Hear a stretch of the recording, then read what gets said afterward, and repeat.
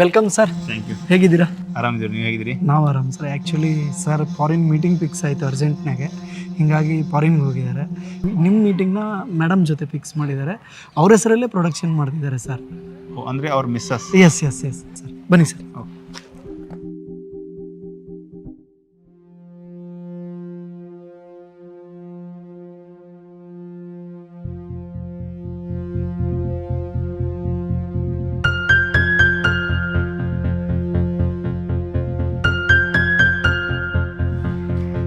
Ravinandan, director. Hello. Hello, ಕೂತ್ಕೊಳ್ಳಿ. Sir tea coffee? No thanks. 2 coffee. ಸರಿ. ಮತ್ತೆ ಹೇಗಿದ್ಯಾ ರವಿ? ಫೈನ್. ನೀನು? ಚೆನ್ನಾಗಿದ್ದೀನಿ. Doctor Satish? My husband. Oh, good. Cinema production ಬಗ್ಗೆ ಮಾತಾಡೋದಕ್ಕೆ ರವಿನಂದನ್ ಅಂತ ಯಾರೋ ಡೈರೆಕ್ಟರ್ ಬರ್ತಾರೆ ಅಂತ ಹೇಳಿದರು. ಅವ್ರಿಗೆ ಫಾರಿನಲ್ಲಿ ಒಂದು ಅರ್ಜೆಂಟ್ ಮೀಟಿಂಗ್ ಫಿಕ್ಸ್ ಆಗಿತ್ತು. ಹೇಳಿದ್ರು, ಕಾಲ್ ಮಾಡಿದರು, ನಮ್ಮ ಮಿಸ್ಸಸ್ ಅಟೆಂಡ್ ಮಾಡ್ತಾರೆ ಮತ್ತೆಲ್ಲ ಅವರೇ ಫೈನಲ್ ಮಾಡ್ತಾರಂತಂದರು. ಹಾಂ,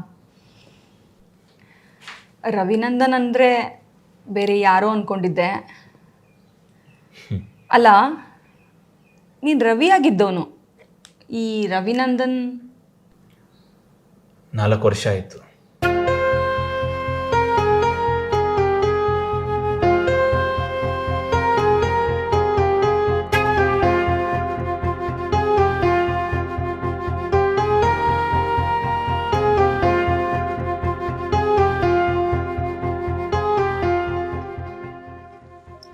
ರವಿ, ಏನು ನಿರ್ಧಾರ ಮಾಡಿದೆ?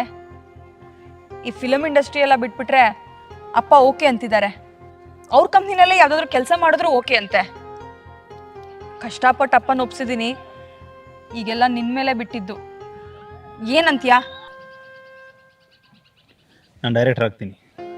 ಅಂದರೆ ನನಗಿನ್ನ ನಿಂಗೆ ಆ ಸಿನಿಮಾನೇ ಹೆಚ್ಚಾಯ್ತಾ?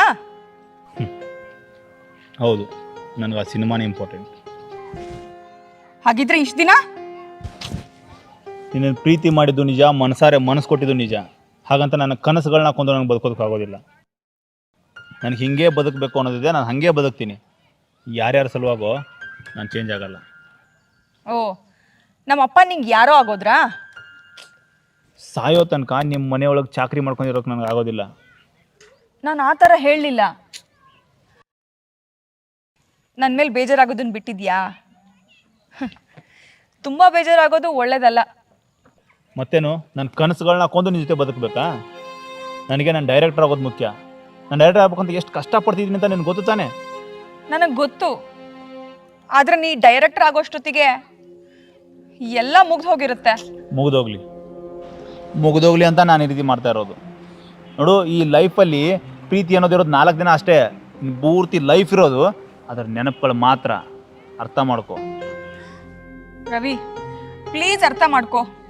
ನಾನು ಕಷ್ಟಪಟ್ಟು ಅಪ್ಪನ ಒಪ್ಸಿದ್ದೀನಿ, ಇವಾಗ ಇಲ್ಲ ಅನ್ಬೇಡ. ನೋಡು, ನಾನು ಡೈರೆಕ್ಟರ್ ಆಗ್ಬೇಕು ಅನ್ಕೊಂಡಿದ್ದೀನಿ, ಡೈರೆಕ್ಟರ್ ಆಗ್ತೀನಿ. ಇದೇ ನಿನ್ನ ಕೊನೆ ನಿರ್ಧಾರನಾ? ಹೌದು, ಇದೇ ನನ್ನ ಕೊನೆ ನಿರ್ಧಾರ. ನಿಂಗೋಸ್ಕರ ಎಲ್ಲಾನು ಎದುರಾಕೊಂಡು ಅಪ್ಪನ ಕಷ್ಟಪಟ್ಟು ಒಪ್ಸಿ ಖುಷಿಯಾಗಿ ನಿಂಗೆ ಹೇಳೋದಕ್ಕೆ ಬಂದರೆ